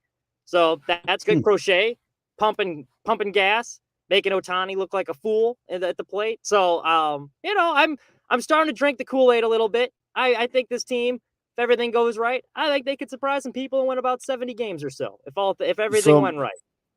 So my thing about the whole vibes are high thing that he said, wild comment. Did not see that coming. But for a team that rightfully so got absolutely shit on last year for their clubhouse culture and they didn't even look like a team and the body language and all that stuff. For a national reporter to say that about his visit, it sounds like it's just a completely different. Well, it kind of makes sense when you think about it, like looking at the guys they've brought in, and we've talked about this before, but there's a lot of old veterans trying to hang on to the jobs. So they're going to be competitive. Mm-hmm. And then Getz has also been very creative with a lot of the moves he's made. And I think you saw it in the trade they made with the Cubs here too, bringing in another left-hander. Like they got a lot of guys in there competing for very few spots. So it's a much more competitive camp. And I think guys give a shit more. So even though they're not as talented, and even the guys that didn't give a shit last year, they're in contract years. Like Eloy, he's trying to play for his job. Moncada's trying to play for his job. So I think you're going to see a much more motivated team. And I also heard a story too. Martin Maldonado, spring training game, he was dogging it to first. He went back the next day and he apologized to the rest of the team. Like, I don't think that's something you would see last year. Now, it might have been a stage thing, just trying to like make it look like everyone's going to be Johnny Hustle. But I mean, everything I'm hearing come out of camp, it's encouraging. And I'm not surprised that the vibes are high because you got a lot of guys that are there because they want to be playing baseball. Like Mike Moustakas has no reason. Later, Fids. All right, guys, just peace out. Have a good week, everybody. We'll see you guys next week. Everyone keep good vibes. All good things. All good things. Peace out, guys. Later, Tell the wife happy birthday, fiance. Yep. The funny thing about that Martin Maldonado thing, though, was how do you know if he's dogging it? Yeah, he's just slow. He's just extremely slow. But and what I thought it was that too. But like, would Yasmani Grandal apologize for doing that? He was slow too. You wouldn't hear him say. Yeah. No, and I think you might have hit a little nail on the head there with the whole maybe embellished a little bit to show because they're desperate to show that the locker room culture has improved over last year. Maybe, but one of the things I mentioned on the show last week, and I think that kind of goes into the vibe thing, if you pay attention to these White Sox players interviews, none of them are talking about themselves. They get asked questions about themselves, but they automatically deflect and start talking about another player. Yeah. Luis Robert, they asked him, he's like, man, isn't Eloy playing great? Look at Makata out there. And and so on and so forth. And it goes down the line, it goes to the pitching, it goes to the bullpen. It's something we haven't seen on the South Side in quite some time. Like I mean, they still got some. Go ahead. Oh, sorry. Go ahead. I didn't cut you off. No, I was just gonna say it's not a me first type deal, which is tough, especially with professional athletes. But it was really tough because, I mean, this thing, Tom, as you were touching on earlier, I mean, this thing has gotten really fucking bad, like really bad. Yeah. And for Getz and his crew to take over and bring in these guys that some people laughed at, like the fucking Texas broadcast team was laughing at Martin Maldonado being on the White Sox when they played them in spring, like literally laughing at us on the broadcast, like super professional dickhead. But I mean, the national perception of the Sox sucks, and I take that kind of as a shot too, because I want this city to do well. I've been preaching all night that I want both teams to do well. So seeing this, like the White Sox, they're seen as a joke and it sucks. And Jerry won't address it, but he clearly does not care. He hired people that he knew he could get for cheap, and it sucks. But I credit the people, like I credit your manager and I credit your players for trying to find the good in a bad situation. But we're what, 5-6 games in the spring? At what point? When's the breaking point? I would also very honeymoon period. Well, this is also, and I think this is why some of the vibes are a little bit different from years past. And we've heard players talk about this in past spring trainings. But this is the first time since really like 2020 where there's no expectations on this team. No one thinks they're going to do anything. There is no pressure on any of these guys. And a lot of these and people forget too, and I'm trying really hard not to drink the Kool-Aid and fall for it. But the closer it gets to opening day, I can't help but get excited about baseball, even if it is a shit which game. is okay, dude. They still got some dogs on this team. Like the talent is there. It's just we've been duped by it so many times with Eloy, where you expect him to hit 40 home runs and he doesn't. Same with Moncada. We expect to see 2019 Moncada. But like if they play up to the potential, there are still some dudes on that team. So I think they could surprise people. I'm not expecting them to make the playoffs or get to the division or anything, but I do think they will be better than people think. And I also think that's why they're playing a little bit looser because one, like we touched on, they got a lot more guys that are hungry, and the guys that have been there before that usually had expectations, now there's no pressure on them because there's no expectation. Yeah. And they're playing in a division, which is very gettable, there's nobody saying this is my division. Maybe the Twins, the Tigers are young and kind of good. But the Royals aren't going to do anything. The Guardians they just like to ship off their guys at the deadline. So who's to say that the White Sox couldn't just sneak in all of a sudden and win 84 games and win the division, It felt like an offseason too, where the Twins really could have taken the ball. Yeah, I was just going to say that. They completely fumbled the bag on that aspect. Yeah, I mean, but they had every opportunity to be like, we can dominate that. They could have gotten 90, 95 wins just by playing their division, and they completely just wet the bed on that. They didn't do anything this offseason. Yeah, the Twins could have easily ran away with it. They didn't. Kansas City had a really weird offseason. Like they same kind of avenue as the White Sox. They went out and just got like guys. And then the Tigers are young. The Tigers have a lot of holes, a lot of question marks, especially pitching. I mean, they got stink. Yeah. Cleveland's gonna be good. Like the Tigers have a couple guys that might be like, oh, they're kind of good, but they don't have a team, They don't have a full set of guys that could get them a wild card spot. Cleveland will be good. Until if I had to put money on it right now, I think it's Cleveland's division. Yeah, but they don't have Tito anymore. So it's not like they're going to be max. It's like we don't know if they're going to be able to like maximize the talent they had, like they had under those Francona squads. So I think they're going to be playing like you're going to be playing like 15 inning games in this division with nobody scoring any runs, and it's just going to be so painful.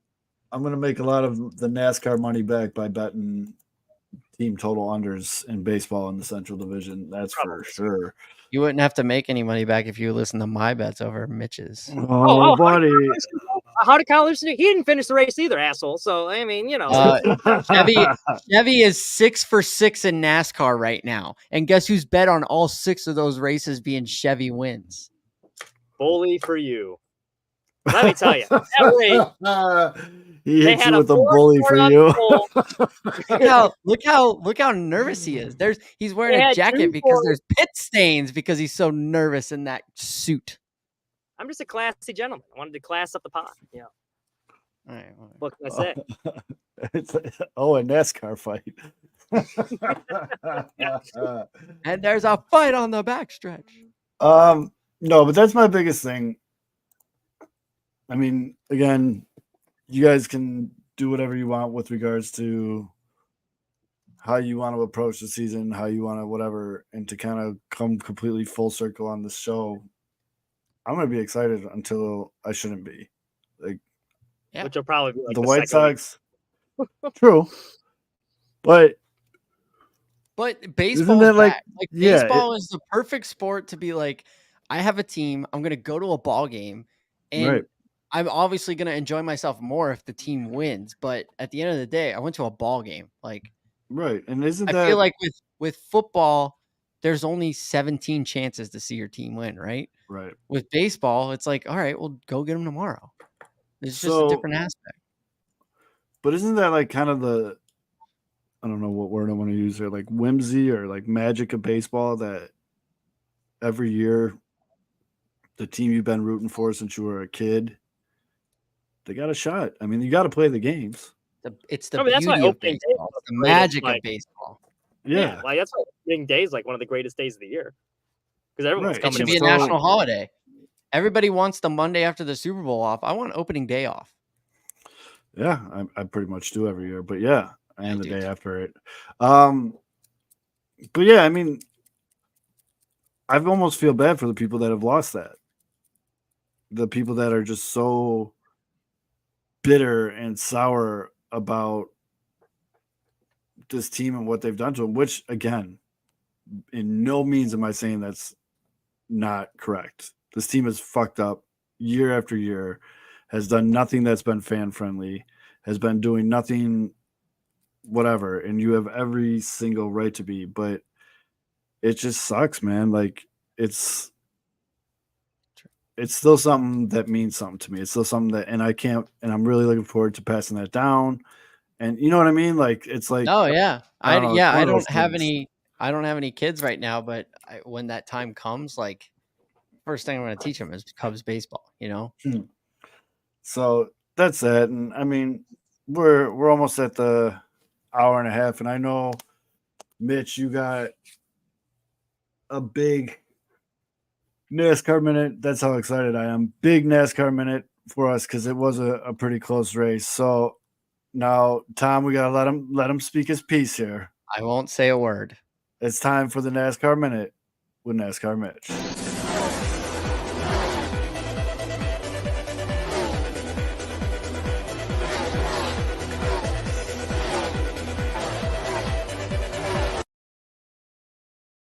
I started drinking at 6 a.m. and we're here now. I don't know what time it is, but I'm rolling deep, and those cars are going real fast and real left, son. They're going fast and left. Fuck yeah! Well, let me tell you, if like you didn't like the racing on Sunday, to quote Kyle Busch, who Tom has on his hat, don't even watch. I mean, that was one of the best races I've ever seen. Boots on the ground in Georgia this week. Went to Atlanta for the first time to watch the race. So we'll get into like first some wild stuff happened even beforehand. So for those of you who don't know, for my bets this week, I told Zoe to bet on Ford and Joey Logano top 5. So Ford had 2 cars that starting on the pole. Joey Logano was number 2 on the starting grid there. But Logano, right before the race, right after I told him to make those bets, he got slapped with a penalty. And it was one of the weirdest penalties I've ever heard of. So basically, like a lot of these drivers on the super speedways, when they're doing qualifying, they'll put their hand on the net to try and help with like the aerodynamics because it helps with like the wind, like it reduces some of the drag. I don't know how much it actually helps, but you know, they'll do anything you can to get that extra 1/10 of a second. So Joey Logano and their team, and apparently they did this for Daytona too, for the left hand of his glove, they put like webbing in it. So it kind of looked like an oven mitt. And so when he put that up, it covered more of the net and it kind of helped with the car a little bit. And it worked really well at Daytona. So they decided to do it again. Well, one of the other teams saw it and they ratted on him. So Joey got a penalty. He had to go all the way back to the pack. So I'm already getting all this shit on my messages. Alex is messaging me. Zoe's messaging me like, you idiot. You told him to bet on Logano. Now he's going to start in the back. The pass-through penalty means he's probably going to go a lap down. Well, sure enough, 2 laps into that race, massive pile up. I think it collected like 19 cars. So old Joey Logano, he just gets to go down. He does serves his penalty. He immediately gets back on the lead lap, starts picking his way back up to the front. So he actually is in a pretty good position here. Stage 2, he's got one of the faster cars. He's kind of leading. There's been Fords dominating the whole second stage. And Joey throws a lazy block and a stage 2, ends up wrecking himself. Junks the car. Day's over. Now I look like an asshole because I gave Zoe a bad bet. But there's still hope because the Fords look good. So the guy I'm rooting for is Daniel Suarez. If you saw my Twitter this week, he's my favorite driver. I've been a fan of his for a while. He's only won 1 race in his career. So like expectations for me, like a good day is like, if I see him in the top 10, I'm like, yeah, that's pretty good. Well, he was one of the cars caught up in that wreck early on. And so while it was in commercial break, you'd see him, he'd go down pit lane, and then all the pit crew guys are like putting duct tape on the hood. They have like a hammer on this thing, like trying to like even out the damage. And then as soon as the field would come around doing caution laps, he'd pull out so he wouldn't get lapped, have to go back around. Then he'd pull back down pit road and they'd work on it again. And then the field would come around. So they did that like 3 times working on it. So I'm like, this car probably not going to be very good. So flash forward late into the race. Now, little like history here. The truck race and the Xfinity race were really like not that great. So I had low expectations for this Cup race. From stage 1, these guys were racing their ass off. They went like 4 wide at one point in a track that can really only fit 3 wide. Like you could run the bottom lane, you could run the top lane, just fantastic racing all around. So you get to late in the race, Daniel Suarez gets this big run. He's kind of puttering around in like 15th. He shoots low and he gets a massive run, and he all of a sudden works his way up near the front of the field. Well, caution comes out, red flag. They have to stack up all the cars. So now Suarez is starting on the front row. So I'm like, oh, he's got a chance to win. So now I'm not thinking about the Ford bet anymore because I was rooting for a Ford most of the race. And so the best shot there would have been Ryan Blaney, who was in the 12 car, or Austin Cindric. He was also kind of up near the front of that too. And so this random other Suarez fan, there's not many of us. So like we see each other. It's kind of like Larry, like you ever see that curb with like Larry David and bald people that give each other the nod. If you see another one guy wearing the 99 hat, you kind of give him the nod. So like we make eye contact with each other. We're like, hey man, like we got a shot here. We're in the front row. Restart happens. Suarez gets to the top lane. And he made a couple moves that it didn't look like it was going to be good because Blaney got like a massive run. And what he did with like 2 laps to go, he starts ripping the top lane like really close to the wall. And at one point, I thought he was going to hit it with all the momentum he was carrying, kept it off the wall. But the key there with Atlanta, as you come off turn 4, it's a little bit of a downhill slope. So that like the higher you get up on the banking, it gives you that little extra like momentum down the track. So flash forward last lap, it looks like Blaney is going to get the lead. He gets a little push from his buddy Bubba Wallace. Then Kyle Busch starts dragging the brake so he can back up a little bit and hit the nose of this other Ford that gave him a boost. So he makes this power move, shoots it 3 wide. So now they're coming down the back. So Suarez is at the top, the 8 cars in the middle, Ryan Blaney, the Ford, bottom lane. Bubba Wallace is trying to give his buddy one last push. And if Bubba could square up Blaney there, he probably wins that race. But he got a little loose off the turn. So now it's just a drag race between the 3 of them. And I think it's because Suarez, he had that high line, had that little extra momentum, and they all cross the line 3 wide. And so I look up at the scoring monitor and it starts flashing the 99. So I'm like jumping up and down, I'm like, oh my God, like they won. And everyone's like looking at the replay because the replay, it looks like the 12 car won. And so that wouldn't have been bad either. Replay. So the Ford bet looked like it would have hit there. So everyone has to wait like 30 seconds. And like everyone's like holding their breath, like who won? Finally announced the 99 won. So I'm super excited. And in the back of my head, I realized like, oh shit, like, the Ford bet lost. But like, you have to understand, it is really rare to go to a race and see your favorite driver win. Especially a guy like Daniel Suarez that like I said, he only has like 1 career win. So that was like super cool for me. But that did kind of feel like an asshole because I cost Zoe a lot of money and he lost by the 3rd closest finish in NASCAR history. So a wild Sunday in Atlanta. Kick rocks, Mitch. So here's why you're wrong on several. Oh boy. First off, That's right. the Atlanta race takes place about 10 minutes from where I grew up in Atlanta. I used to go to that race all the time. Atlanta used to be the best track on the surface. With the racing that it took so much skill to race at Atlanta back in the day when they had the old pavement. It was the Harvick line. It was all these things. Now it's a super speedway. And I went into this race thinking I hate everything. The truck race was terrible. The Xfinity race was terrible, but the Cup race was incredible. We had guys just losing control in the corners, but keeping it together. There was 3 wide, there was 4 wide. It was insane. It was Insane, great dude. racing, Insane. and I loved it. Stop making fun of me, Mitch. I get it now. You're not really wrong. I was super excited about I'm the finish. agreeing with you, dude. Obviously, I was rooting for my guy Blaney because I wardrobe changed while you were doing Love your me some thing. Blaney. But Chicago the finish was awesome. You can't be mad at Daniel Suarez winning. I'm so happy for you that that's your favorite driver and you got to see him win, because that is a special feeling when you get that. I was with my cousin on his bachelor party when he saw Bubba Wallace win at Dega in the rain. That was his bachelor trip. It was just me and him. Memorable. It was awesome. It was crazy. I never got to see Jeff Gordon win live. He was my guy. Obviously, we've talked about that. But yeah, that finish was insane. I'm happy that you were there. It was a great race altogether. Did you only go Sunday or were you there all weekend? I went to all of them. And so that's what I was worried about, for you. because like you said, the Xfinity race, they were all just kind of in a straight line the whole time. I'm like, oh boy. like, Yeah, it sucked. be a long Yeah, it was Sunday. terrible. Yeah, it was terrible. But going forward to this weekend, they're in Vegas. That's a real 1.5-mile track. It's wide. Every different driver and every different car is going to be able to run a different line to go faster. We saw that last year when Kyle Larson just eked out Christopher Bell at the end in the fall race. Byron kind of ran away with the one in the spring. So if we want to talk bets, we can do that. I will give my pick. But I'm glad that you were there, Mitch. I'm very glad for you. Mhm. I think it's Hold on, if- Mitch. Hold on, Mitch. We got some super chats we got to address. Let's do it. First one here by our guy Johnny. Sorry, gents, just got back from Polecats. They had a shootery board and a nice spread tonight. Hey-o, double entendre. And then we got another one from the guy, our man Baloney, $4.99 sloppy because of inflation. Thanks, Biden. Wait, show his next one. Show his next chat. This one? Yeah, that one. New guy is a NASCAR guy too. Get your own shtick, buddy. Respectfully. Well, actually, what He he said said, like, he didn't say respectfully. anything wrong. He said he was correcting me on a couple of things. I didn't disagree with anything he said. That was all pretty accurate. This will be a good race too, Vegas, because it's the first one. You know, because Atlanta was unique. 'cause First, it is not, yeah.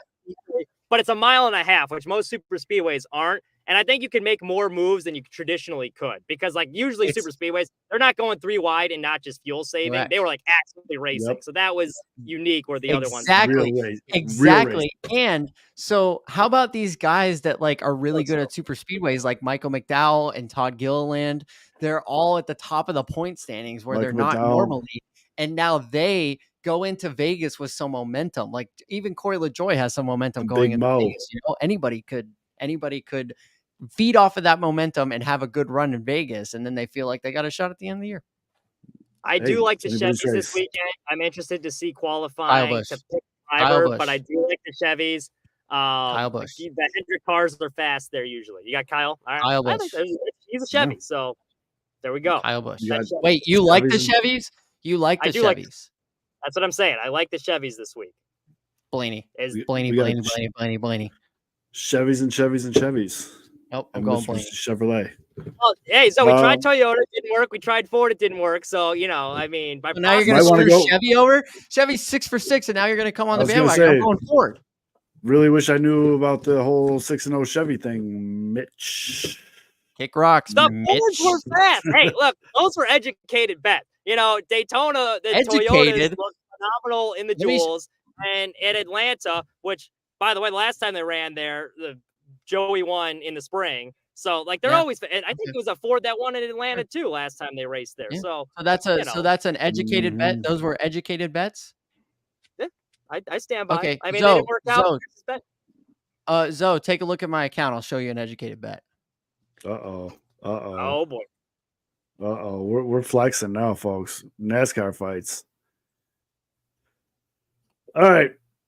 One Well, the last pressure's not thing. this week. If my bet doesn't win this week, I'll put it in the chat officially, and I'll even put it on Twitter. If it doesn't hit, I will never hand out another NASCAR bet on the show or to you guys again if they don't hit. You know what'd be All right, funny is if they have these montages hating you for NASCAR and then you quit and then I become the NASCAR guy and they have montages about loving NASCAR. I can see it. Probably won't happen. Probably won't happen. Hey, we're But working on riveting stuff. Mitch, I love you, buddy. Groundbreaking. This is awesome. it. Yes. Hey, I gotta get on the tandem draft at Groundbreaking. some point. I Yes, just started everybody- yeah. listening to it. I very much enjoyed your last episode. So Oh, thank you very much. Everybody go listen to the Tandem Draft if you want more NASCAR news. there you go. God damn it. I had it pulled up and I just lost it. Shit. The Tandem Draft? Oh, here we go. Here we go. No. So, one thing that we always talk about on the show, and we'll end the show with this though, is I'm a big hat guy. As you can tell, I like my hats. Which so I usually make fun of Good. you for the other two hats, but that's a solid hat this week. Pirates hat. But strong. the good, I can sleep tonight. The list of teams that are getting their City Connect uniforms in 2024.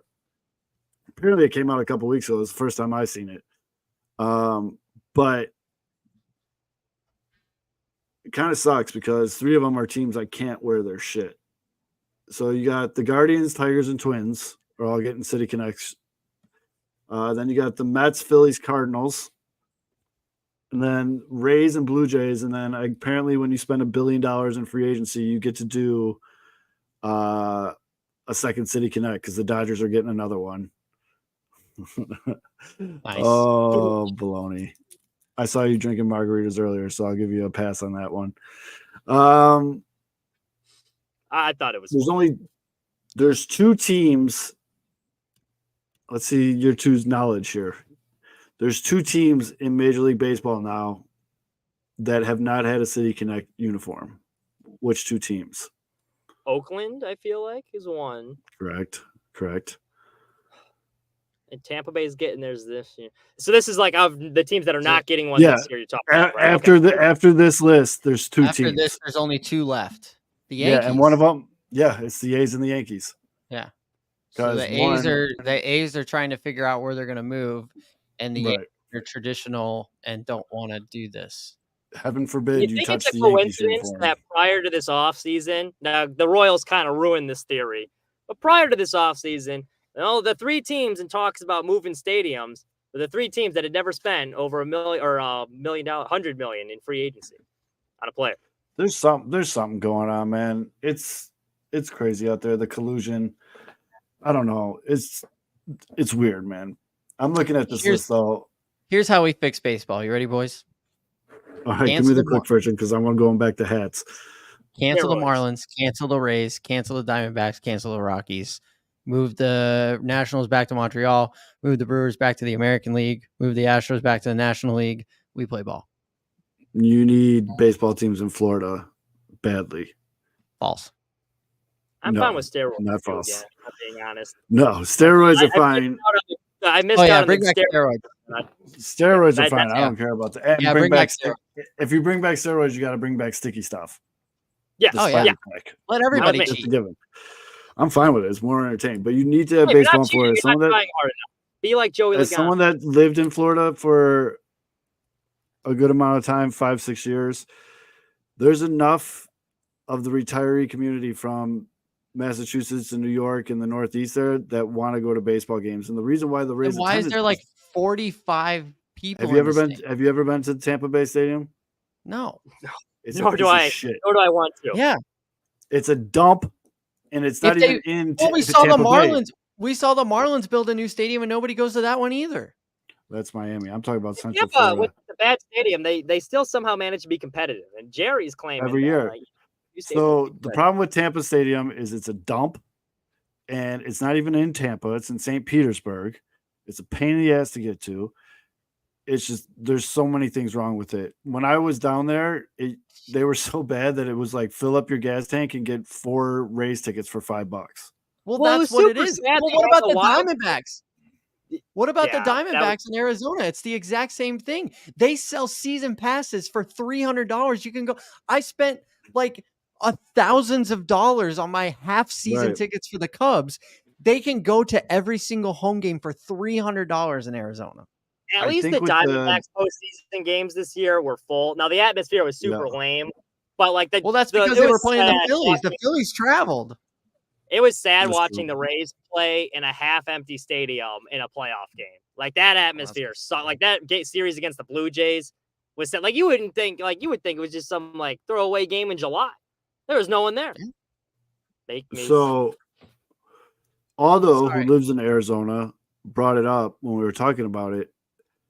He brought up a good theory that Diamondbacks fans were like, just like completely caught off guard. Their team sucked for a while, and they weren't really supposed to be that good. They were supposed to still be like a young Right. team that could do something. And then all of a sudden they got good, and they went on this run, and then all eyes are on Arizona, and people are realizing like, damn, there ain't nobody there. It's because it's just like, and then at least they filled up pretty well for the playoff games and the World Series run. Like people were partying in the pool. It became a whole thing. Aldo, again, who's down there, said like as a community, they kind of accepted it. And I'd be surprised to see them go back to the no one's there. I think you'll see a better turnout in Arizona this year. Florida has just dog shit locations. I can't stress enough how bad Tropicana Field is. If the Rays were in I've been Orlando, kicked out of there 3 times, and that place sucks. if the Rays were in Orlando, they still wouldn't pull. I don't think. Orlando would be a terrible place too, because Orlando is mainly tourist. I'm saying if you put it in actual Tampa, which there has been plans, I disagree. Yankees, a lot of the spring training games, not even just the Tampa Yankees, a lot of the spring training games and minor league games that are in good locations in Central Florida sell out. Waiting list. So that means that you're depending on the away teams to come fill up your stadium. That, and again, if you move to a That's not location that good. would make it easier. So you got to think about who's your target audience down there. Your main demographic down there is probably going to be people over 30. So your I main, think I'm setting that bar low. It's a lot of retirees. Retirees, right? From other locations. So your main selling point is to all the people that are not going to root for your home team. No. Not from other locations. The retirees are from Florida. These are people that are retired and relocated down there. They can't get to where the new stadium is. It's not very accessible at all. Or where the Tropicana is. It's not very accessible at all. And it's in not the greatest neighborhood in the world. They actually film episodes of Cops in the neighborhood that's right there. Okay. And also they tried when Tampa Bay Lightning were winning Stanley Cups and stuff like that, they built up a pretty decent bar scene around the stadium, like so you can go and stuff. But again, it's location. I know for a fact from bartending down there for 4 years that if you put the stadium actually in Tampa Bay, it's kind of like a whole if you build it, they will come thing. All right. I will take your word for it then. Yeah. I disagree, but you have actually been down there. So yeah, I lived there for a while and I've talked to the people, and I mean, don't get me wrong, this was 20 some years ago, but I still have people. I actually have friends that work in the system that work for the Rays still. And this is a topic of conversation. Oh shit, Mitch, you got to go. Well, we're gonna wrap this up. Oh, anyways. Sorry, guys. No, you're good. I didn't mean to, what was the point that you were making before I rudely interrupted? No, I usually when we do the City Connects jerseys, I bet you the Blue Jays are going to be good. The Rays one's going to be good too. The Cardinals, I don't know what the Cardinals one's going to be boring, like you mentioned. I'm a grumpy old man. I hate the City Connect thing. I just want to see I want to see a team wearing white and a team wearing gray playing baseball. I'm sorry. I'm boring. I'm old. I'm old fashioned, whatever. That's fine, but I definitely disagree on that one. Especially if you're trying to market the game to a younger crowd to keep building on it. I know I'm in the minority. The White Sox uniforms I thought looked sick, so I'm like, all right, I'm on board. There's been some really bad ones though. There has been some really bad ones. Like San Francisco sucked. Horrible. The Dodgers were bad. I can't believe that they get a redo. Well, again, Ohtani. Big market with a lot of people with They money to spend want to on make as many variations of Dodgers jerseys as they can because Japan's just going to buy 1 billion of them. Exactly. Between those two guys. Who else is were Kansas City's were okay. Baltimore's are I like horrible. the theory for Kansas City's with the fountain. I just thought they were I poorly didn't mind executed. Baltimore's. I like the idea, Baltimore, but it's just they're just black with block Baltimore across the front and white. They're bad. Yeah, I mean they weren't that great. Miami's are out there. They're kind of wild. Boston's has a good sentiment. Story, good sentiment, terrible execution. Colorado's was really good. Yeah, the Cubs ones, like I like the hat, but the fact that I think I'm more bitter towards them wearing them on Friday afternoons when we're the only game on television. I would Mhm. like to see them in the home white pinstripes. Like if it were the Saturday uniform, I would be less unhappy then about it. You got to file Miami's and Seattle's under Wild. ones you don't wear on the south side of Chicago because they're basically Wild. gangs. They're gang signs. If you Yeah. guys don't know, it's a down fork and a crown. You don't wear Yeah. that on the south side of Chicago. Wild. Uh, The Braves I are actually- kind of cool. The Braves are kind of cool, and then the Braves- kind of which, by the way, that's controversial the first time opinion. I saw that stadium this weekend. Kind of a dump. I didn't realize Turner Field was like. It didn't look that great. Oh, that's their old stadium. That's their old Yeah. stadium. Oh yeah, Georgia State's playing there now. Yeah. That's right. Correct. Yeah. Kind of a dump. But and never say a bad thing about Turner Field ever again out of your mouth. Turner Field was a gem. Got my whole Controversial take. childhood there. I kind of like the Washington National City Connect, the gray with the pink flower, like the I Japanese like flower them thing. too. Yeah. Yeah. I Didn't also mind didn't hate those. Philly as much as the other people did. If I'm being The honest. the That's- Padres ones, I like the hat. I don't like the Padres- uniform. Crazy. Padres are crazy. The neon. Boston again, cool story. Houston's Could do kind of without the boring. yellow. I just hate everything Astros. Yeah. I Houston's boring. another controversial. I like the Texas ones. I like the Rangers ones. Mainly Those are again too. I wild. really like the hat, but those are good. The Twins have good ones, right? The Creams? Is Well, that we're gonna theirs? see. No, the Twins get one this year. Oh, that's just their uniform. Yeah, that I'm was I their think it's the alternative. Angels that have the cream ones because they're like the surfer. Yeah. That's it. Yeah, The Angels. yeah. Yeah, the Angels look good. They look old school. I like that. Wasn't a huge fan of what the Diamondback did with the serpentines and the No. gold. I didn't think that. I mean, kind of Cincinnati ones were okay. Angels had the black green throws me off. serpentines. The Brewers, they could have did so much cooler shit with the Brewers one. The whole Screw Brew the Crew thing, Brewers, man. Screw them. that was kind of lame. The Giants was terrible. The Royals was meh. The Pirates was meh. I'm not a big fan of yellow. Like the bright Pirates. yellow. Pirates like, are all funny. ye- That's what the Pirates are. The Pirates are funny. Yeah, the Cubs, like you said, Atlanta wasn't really. They didn't really do anything. They just went into the Hank Aaron era. I think but, that's why I like them so much is because they're not out there.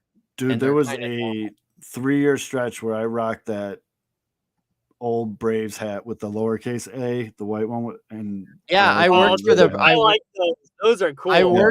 I worked at Turner Field for the Braves in 2013 when I was in college, and that was their batting practice hat, and I wore it every single game. I Yeah, loved that hat. That was a I good rocked hat. that for quite some time. But yeah, I like the City Connect uniforms. As a hat guy, I always judge them on the hats because it's like, will I buy it or won't I?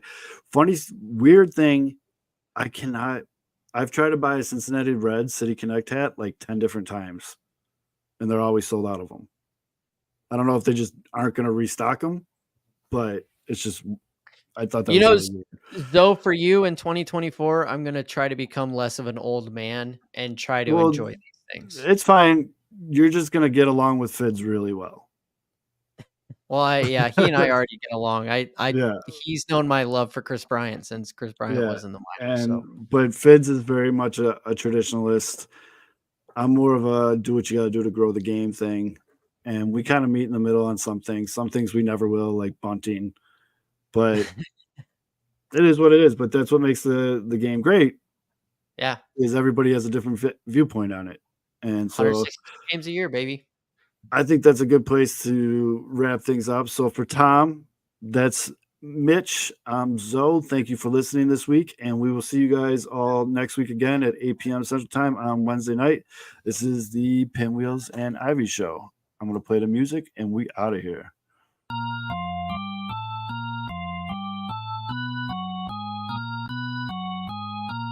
Rebuild of the favorites. We here for the latest.